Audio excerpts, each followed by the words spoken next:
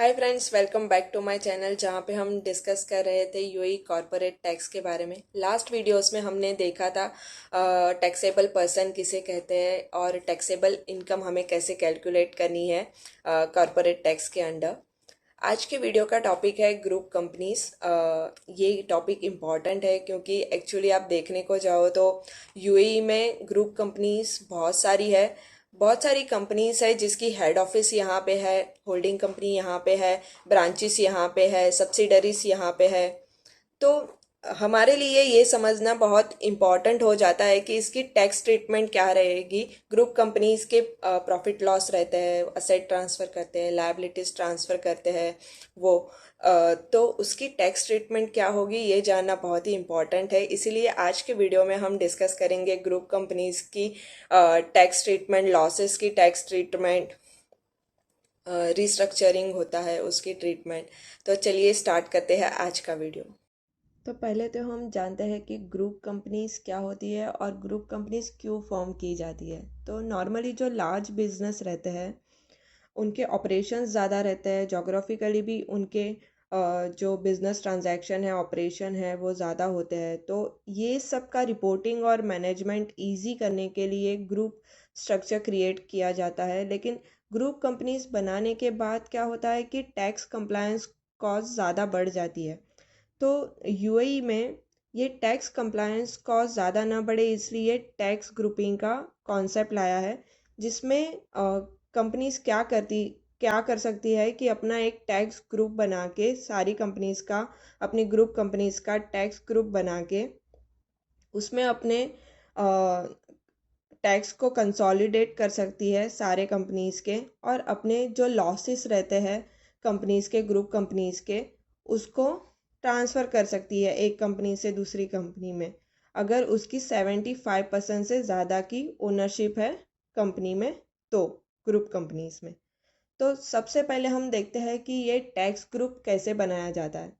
तो tax group UAE resident company बना सकती है, ये एक ऑप्शन है। अगर टैक्स ग्रुप बनाना है तो आप बना सकते हो, अगर टैक्स ग्रुप नहीं बनाना है तो हर एक कंपनी का स्टैंड अलोन बेसिस पे आप टैक्स रजिस्ट्रेशन ले सकते हो। लेकिन टैक्स ग्रुप बनाने के लिए जो पेरेंट कंपनी होती है, होल्डिंग कंपनी रहती है, उसको एटलीस्ट 95% के शेयर होल्डिंग होनी चाहिए, या तो वोटिंग राइट्स होनी चाहिए उसकी सब्सिडरीज में, तो ही आप टैक्स ग्रुप फॉर्म कर सकते हो। तो ये टैक्स ग्रुप में दो कंपनीज को एग्जाम किया गया है, आप उसको इंक्लूड नहीं कर सकते अपने टैक्स ग्रुप में। तो पहले तो आप फ्री जोन कंपनी को टैक्स ग्रुप में इंक्लूड नहीं कर सकते, और दूसरी आप की कोई सब्सिडरी है जो एग्जाम कैटेगरी में फॉल हो रही है टैक्स टैक्स के लिए, तो आप उसको भी टैक्स ग्रुप में शामिल नहीं कर सकते। ये जो 95% का क्राइटेरिया दिया है वो डायरेक्ट और इनडायरेक्ट दोनों ओनरशिप के लिए है। तो सपोज़ कि आपकी एक सब्सिडरी है और वो सब्सिडरी का भी दूसरी कोई कंपनी में शेयर होल्डिंग है, तो अगर आप वो इनडायरेक्ट शेयर होल्डिंग मिला के भी 95% हो रहा है, तो वो आपकी टैक्स ग्रुप कंपनीज में इंक्लूड कर सकते हैं। दूसरी बात यह है कि अगर फ्यूचर में आपको अगर कोई सब्सिडरी इंक्लूड करनी है टैक्स ग्रुप में, तो वो भी आप कर सकते हैं। उसके लिए आपको क्या करना है, सबसे पहले तो टैक्स ग्रुप बनाने के लिए आपको फेडरल टैक्स अथॉरिटी को एक साइन नोटिस देना है। वो साइन नोटिस पेरेंट कंपनी और जो भी सब्सिडरीज इंक्लूड करना चाहते हैं वो सब ने साइन किया हुआ चाहिए। तो ये नोटिस आपको एफटीए में सबमिट करना है, और इन फ्यूचर आपको कोई एडिशन सब्सिडरी उसमें इंक्लूड करनी है तो आप उसको सेम प्रोसेस फॉलो करके साइन नोटिस आप एफटीओ को सबमिट कर सकते हैं। अब बात आती है कि अगर ये टैक्स ग्रुप हमने फॉर्म कर दिया तो टैक्स लायबिलिटी, टैक्स कैलकुलेशन, जो भी एडमिनिस्ट्रेशन कंप्लायंसेस रहते हैं वो कौन करेगा, तो ये सारी चीज़ें पेरेंट कंपनी करेगी। तो पेरेंट कंपनी ही सारे सब्सिडरीज का, ग्रुप कंपनीज का रिटर्न फाइल करेगी, टैक्स पे करेगी। तो सारे कंप्लायंस रिलेटेड काम पेरेंट कंपनी के हो जाएंगे। और इसमें लायबिलिटी का सिर्फ बर्डन पेरेंट कंपनी पर नहीं रहेगा। जो भी पेरेंट कंपनी है और सब्सिडरी कंपनीज है वो जॉइंटली एंड सेवरली लायबल रहेगी टैक्स लायबिलिटी के लिए।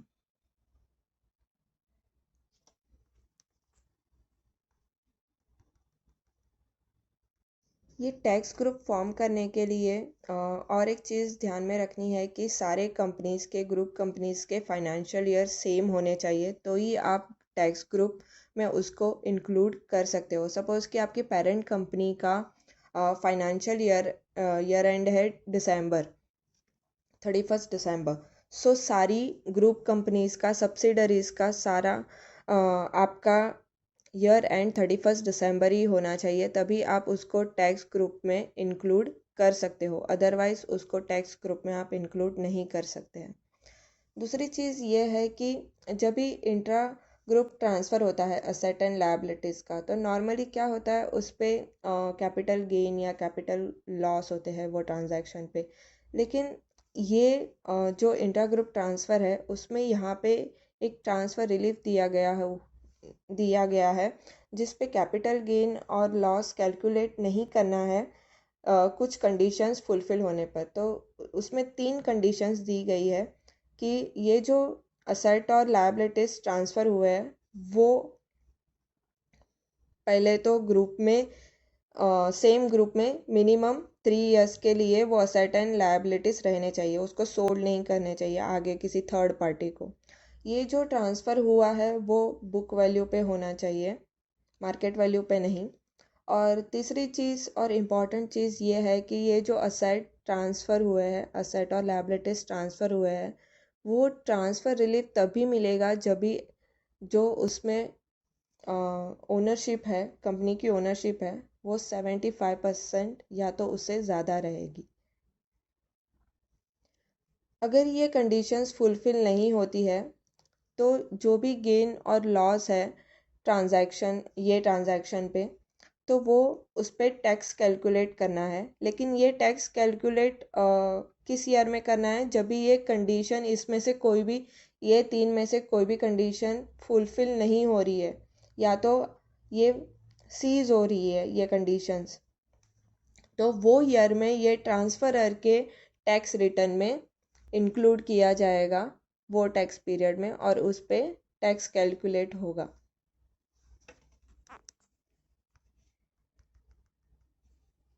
फिर हम देखते हैं कि ग्रुप कंपनीज अपने लॉसेस कैसे ट्रांसफ़र कर सकती है। इसमें भी 2 कंडीशन दी गई है।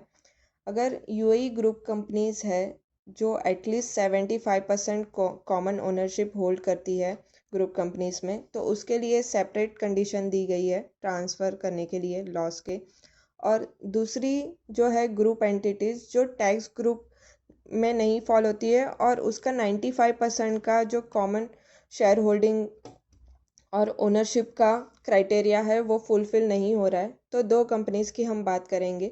सो ये 2 टाइप की कंपनीज़ में हम ट्रांसफ़र कैसे कर सकते हैं लॉस। तो सबसे पहले हम ये कंपनी देखते हैं यूएई ग्रुप कंपनी, जिसमें मिनिमम 75% की कॉमन ओनरशिप है।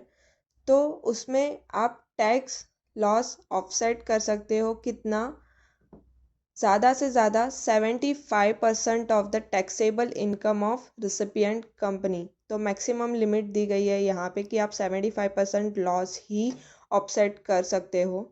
इसमें दूसरी ये बात दी गई है कि आप फ्री जोन कंपनी या तो एग्जम्प्ट कंपनी के लॉसेस ऑफसेट नहीं कर सकते, क्योंकि उनका सेपरेटली हम टैक्स ट्रीटमेंट देते हैं।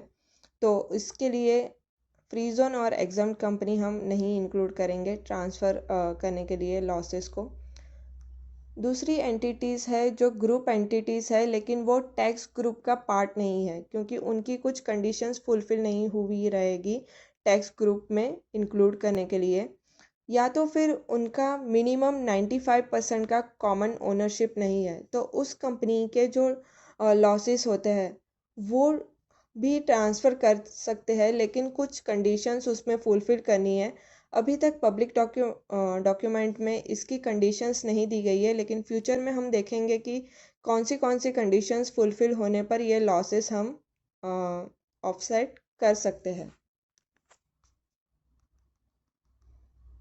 चलिए हम एग्ज़ाम्पल के ज़रिए देखते हैं कि हमें टैक्स ग्रुप करना फॉर्म करना ज़्यादा बेनिफिशियल है या स्टैंड अलोन टैक्सेशन ज़्यादा बेनिफिशियल है। तो ये फर्स्ट एग्ज़ाम्पल है जिसमें हम देखेंगे कि हम इंडिविजुअल बेसिस पे स्टैंड अलोन बेसिस पे टैक्स लायबिलिटी कैलकुलेट कर रहे हैं और टैक्स ग्रुप की लायबिलिटी हमने कैलकुलेट की है। तो इसमें हम देख सकते हैं स्क्रीन पे कि जब हम स्टैंड अलोन टैक्स कैलकुलेट कर रहे हैं और फिर हम उसे क्लब करेंगे तो हमारी टैक्स लायबिलिटी आ रही है 85.5। नंबर्स सारे थाउजेंड्स में है और टैक्स ग्रुप की हमारी टोटल टैक्स लायबिलिटी आ रही है 119.25। तो यहाँ पे ये सारी तीनों कंपनीज, कंपनी ए, कंपनी बी और टैक्स ग्रुप तीनों में हमने नेट टैक्सेबल इनकम हमारी पॉजिटिव है यानी कि प्रॉफिट है। तो जब भी प्रॉफिट रहता है सारी कंपनी में तो ये बेनिफिशियल रहता है कि हम स्टैंड अलोन बेसिस पे ही जाए, क्योंकि स्टैंड अलोन बेसिस में क्या रहता है कि हमें जो एग्जम्पशन थ्रेशोल्ड है वो हर एक कंपनी के लिए सेपरेटली मिल जाएगी 375,000 की। तो इसमें हमारी स्टैंड अलोन टैक्स लायबिलिटी कम हो जाएगी और टैक्स ग्रुप की ज़्यादा हो जाएगी, क्योंकि उसमें हमें एक ही सिंगल एग्जम्पशन थ्रेशोल्ड मिल रही है। तो जब भी हमारी कंपनीज में प्रॉफिट्स रहते हैं तो हम स्टैंड अलोन बेसिस पे जा सकते हैं rather than going for tax group.